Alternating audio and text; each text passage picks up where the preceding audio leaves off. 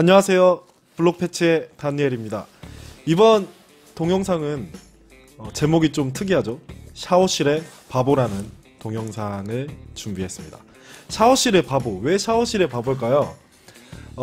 사실 그 제목만 보시고 좀 이상한 생각을 하셨던 분들도 계실 것 같은데, 샤워실의 바보는 경제학에서 나오는 용어입니다.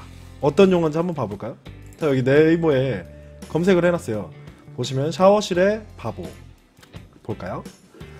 경기 과열 또는 경기 침체에 대응하기 위한 정부의 시장 개입이 과도하거나 변덕스러울 경우에 발생하는 역효과를 경고하는 말이다 입니다.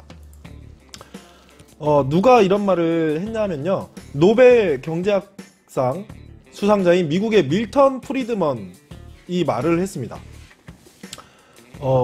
이런 거예요. 샤워실에서 이렇게 저희가 샤워실에 들어갔을 때 적정 온도를 좀 맞추기가 힘들잖아요. 그럴 때 처음에 뜨거운 물을 딱 틀었어요. 그래가지고 뜨거워 해가지고 그래서 바로 차가운 물로 돌려버리는 거죠. 그러면 또 차가워 해가지고 돌린 사람이 굉장히 당황을 한다거나 이런 바보 같은 행동을 할 수 있는데요. 이러한 행위를 일컫는 말입니다. 이 프리드먼이라는 분께서는요, 경제가 스스로 안정을 찾아가는 자정 기능을 가지고 있으므로 정부의 시장 개입은 가급적 자제해야 된다고 주장을 하셨다고 해요.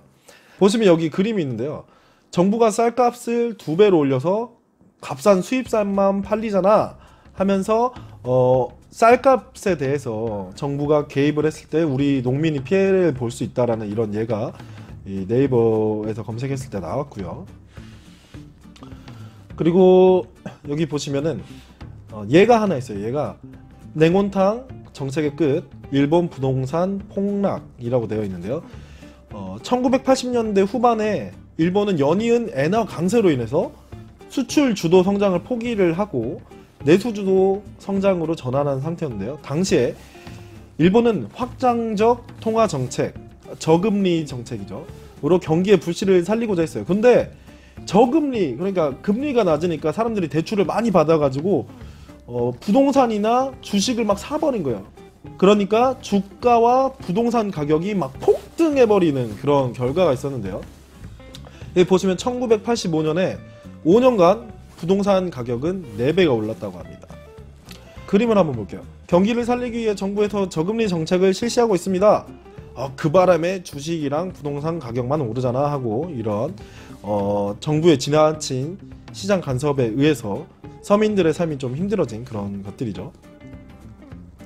급격한 인플레이션을 우려한 일본 정부가 뒤늦게 저금리에서 금리 인상 기조로 선회하였고, 이는 1990년 이후 일본 주식 및 부동산 폭락으로 이어졌다. 이게 거품이 빠져버린 거예요. 거품이 빠져버린 건데, 우리나라 같은 경우에는 내수 경제의 많은 부분이 이러한 일본과 마찬가지로 부동산에 의해서 좀 돌아가고 있다고 말씀을 드릴 수가 있어요. 제가 예전 영상에서도 좀 말씀을 드렸는데, 금리가 낮다는 것은 많은 분들께서 대출을 하시기에 용이한 그런 환경이라고 말씀을 드릴 수 있습니다. 그런데 이때는 금리가 낮기 때문에 빚을 내서 집을 산다거나 차를 산다거나 주식을 산다거나 해요. 그런데 만약에 금리가 다시 오른다는 것은 반대로 이렇게 은행에서 시장에 나왔던 그런 대출 금액들이 다시 은행으로 들어간다는 말이기 때문에 이러한 주가 혹은 부동산 가격이 다운될 수가 있는 것입니다. 그런데 저번에도 제가 말씀을 드렸어요. 이제 바젤3가 계속 활성화되고 있어요. 그래서 국가들이 금리들을 올려야 되기도 하고요. 은행들의 예비 지급 보유 비율이 계속 올라가고 있어요. 그건 뭐냐면은 은행에 다시 돈이 들어간다는 말이에요. 그러기 때문에 저는 앞으로 부동산 가격이나 주가가 좀 내려가지 않을까 하고 예상을 해보고요. 그리고 거기에는 코인도 마찬가지로 코인 가격이 좀 내려갈 수 있는 확률이 있어요. 그렇기 때문에 지금 금리들이 계속 올라가니까 은행들로 돈이 들어가기 시작했고, 주가나 아니면은 코인 가격들이 조금씩 내려가고 있는 것이죠. 그러면 코인이 언제 다시 올라갈 수 있느냐 하는 것은 몇 가지가 있겠지만 정말 이 제도권 안으로 비트코인이나 이더리움 같은 암호화폐가 들어와서 파생 상품들을 많이 내놓을 수 있는 그런 환경을 구축한다든지, 아니면은 정말 법정 화폐들이 위태위태해서 그래서 안전자산을 계속 사려는 자들의 그 수요가 높아지면, 암호화폐에 대한 수요가 높아지면 그때는 코인의 가격이 또 올라가지 않을까 하고요. 그게 아니라면 정말 기술적인 그런 개발이 빨리 이루어져서 상용화 단계에 빨리 접어드는 것도 한 가지의 방법일 수도 있겠습니다. 그래서 사실 샤워실의 바보, 참 제목과는 다르게 경제 이야기라서 아쉬워하시는 분들도 계실 거예요. 하지만 이야기를 좀 해보려고 합니다.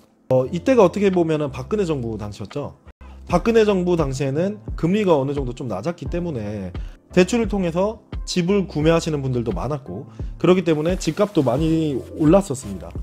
근데 마찬가지로 그러한 대출을 통해서 확보한 그런 자금들이 이 코인에도 많이 들어왔고요.